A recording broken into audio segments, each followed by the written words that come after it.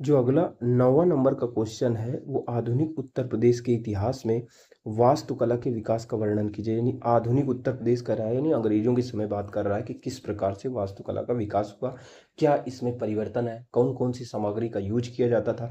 तो उत्तर को अगले तरीके से कैसे, ब्रिटिश कालीन उत्तर प्रदेश में वास्तुकला के विकास का वर्णन कीजिए कि जब अंग्रेज आ गए थे तो किस प्रकार की स्थापत्य कला का प्रयोग किया जाता था, कौन कौन सी सामग्री, क्या क्या विशेषताएं होती थी, वो इस प्रश्न के तहत, उत्तर के तहत हम समझने की कोशिश करेंगे। तो थोड़ा सा इसको संक्षेप में समझ लेते हैं कि जब अंग्रेज आए तो इससे पहले क्या बनता था, किले बनाए जाते थे।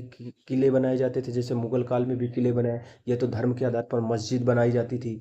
ठीक है, मस्जिद बनाई जाती थी, मंदिर बनाए जाते थे, एक बहुत थोड़े बहुत पुल उल बनाए जाते थे, यानी अन्य चीज़ें बहुत कम होती थी। किले बनाए जाते थे सुरक्षा के लिए, महल बनाए जाते थे, मस्जिद बनाए जाते थे, मंदिर बनाए जाते थे।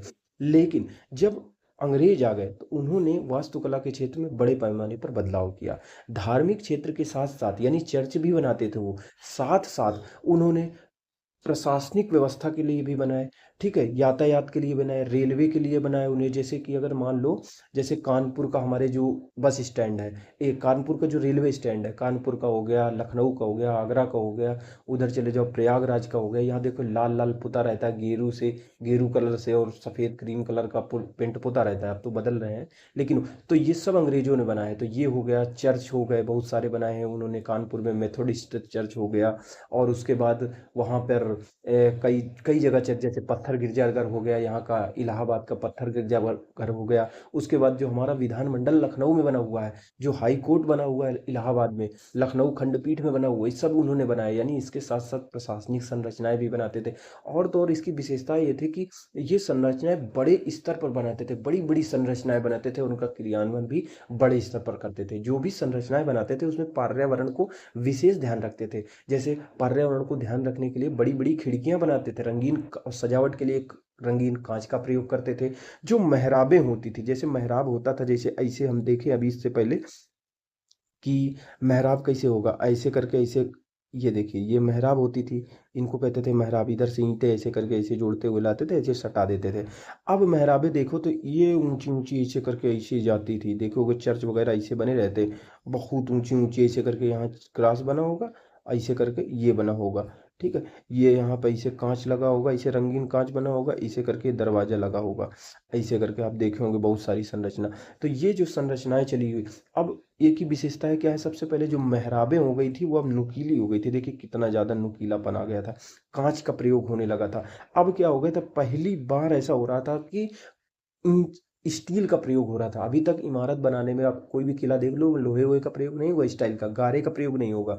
ठीक है, लेकिन अब इस गारे का प्रयोग हो रहा है, कंक्रीट का प्रयोग हो रहा है, स्टील का, लोहे का प्रयोग हो रहा है। पर्यावरण को देखा जा रहा है, मेहराबें ऊंची ऊंची हो गई हैं, और प्रशासनिक भवन बनाए जा रहे हैं, पुल बनाए जा रहे हैं बहुत सारे। ठीक है, विद्यालय बनाए जा रहे हैं, जैसे इलाहाबाद यूनिवर्सिटी हो गया, लखनऊ यूनिवर्सिटी हो गया, कई सारी यूनिवर्सिटी हो गई। आप देखोगे तो उनका प्रभाव दिखाई देता है। ठीक है, तो उन्होंने ही बनवाया, तो ये सारे परिवर्तन उस समय दिखाई देते। तो चलो प्रश्न में देखते हैं क्या क्या परिवर्तन आया, प्रश्न के हिसाब से समझने की बात करते हैं, कोशिश करते हैं। तो मुगल साम्राज्य के पतन, जब मुगल साम्राज्य का पतन हो गया और ब्रिटिश शासन की स्थापना ने उत्तर प्रदेश की वास्तुकला को प्रभावित किया।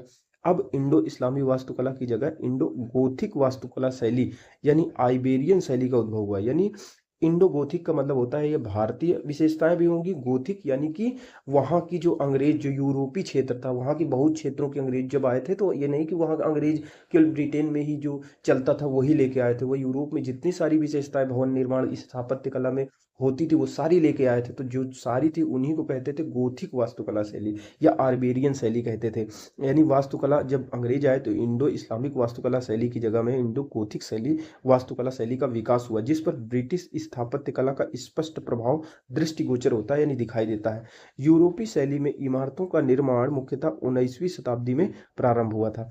आधुनिक उत्तर प्रदेश में अगर बात करें, वास्तुकला शैली के अंतर्गत मुख्यतः चर्च बनाए गए। यानी ये आधुनिक उत्तर प्रदेश में क्या, वास्तुकला शैली के अंतर्गत अंग्रेजों ने चर्च बनाए, रेलवे स्टेशन बनाए, विद्यालय बनाए, इलाहाबाद यूनिवर्सिटी, कानपुर यूनिवर्सिटी, ठीक है, लखनऊ यूनिवर्सिटी, विश्वविद्यालय बनाए, विद्यालय, विश्वविद्यालय, उच्च न्यायालय बनाए, विधानसभा भवन बनाया, पुल बनाए, सभागार, कंपनी भवन, विश्रामालय, संग्रहालय आदि का निर्माण कराया। अब एक एक करके विवरण प्रस्तुत करेंगे कि लखनऊ स्थित जो विधानसभा का भवन है उसके वास्तुकार सुइन्यून जैकब और हीरा सिंह थे। ये 2 मंजिला जो विधानसभा भवन है, 2 मंजिला भवन अर्धचंद्राकार संरचना में निर्मित है। लाल चुनार से लाए गए भूरे बलुआ पत्थर से निर्मित है। लखनऊ का जो लखनऊ में लखनऊ का चर्च की बात करें, अब लखनऊ में एक चर्च है saint Joseph cathedral church, Kanpur का मेथोडिस्ट चर्च, वाराणसी का सेंट मेरी चर्च, प्रयागराज का पत्थर गिरजाघर, बरेली का स्टीफन चर्च, सेंट स्टीफन, ये सभी उसी समय के यानी इंडो गोथिक वास्तुकला शैली के उदाहरण है। प्रदेश में प्रमुख रेलवे स्टेशनों में मान लो लखनऊ रेलवे स्टेशन, वाराणसी का, प्रयागराज का, कानपुर का, आगरा रेलवे से, ये सभी का निर्माण ब्रिटिश काल में कराया गया था। विश्वविद्यालय में चाहे इलाहाबाद हो, लखनऊ हो, बनारस हो, ये इलाहाबाद का उच्च न्यायालय हो, लखनऊ खंडपीठ का भवन हो, प्रयागराज का रेलवे कर्जन पुल, एक पुल है, वो इसका निर्माण ब्रिटिश काल के दौरान इंडो गोथिक आर्किटेक्चर में बनाया गया था। इसकी विशेषताएं क्या क्या होती हैं, तो इसकी अगर विशेषताओं की बात की जाए, ठीक है, तो इसकी अगर हम विशेषताओं की बात करें तो ये विशाल रूप में यानी बड़ी बड़ी संरचनाएं निर्मित करते थे ये, यानी इंडो गोथिक वास्तुकला शैली में विशाल रूप से निर्मित की जाते थे। इनकी दीवारें पतली होती थी, अभी तक मुगल काल में दीवारें बहुत मोटी होती थी, ये दीवारें पतली होती थी। इनके शिखर ऊंचे शिखर होते थे। इंडो गोथिक शैली जो होती थी उसमें हिंदुस्तानी, फारसी, गोथिक शैली यानी जो यूरोप में चलती थी उसका शानदार मिश्रण प्रस्तुत होता है। यानी जो इंडो गोथिक शैली है उसमें हिंदुस्तानी हिंदुस्तानी हिंदुस्तानी फारसी, यानी इंडो गोथिक शैली में हिंदुस्तानी, फारसी, गोथिक शैलियों का शानदार मिश्रण दिखाई देता है।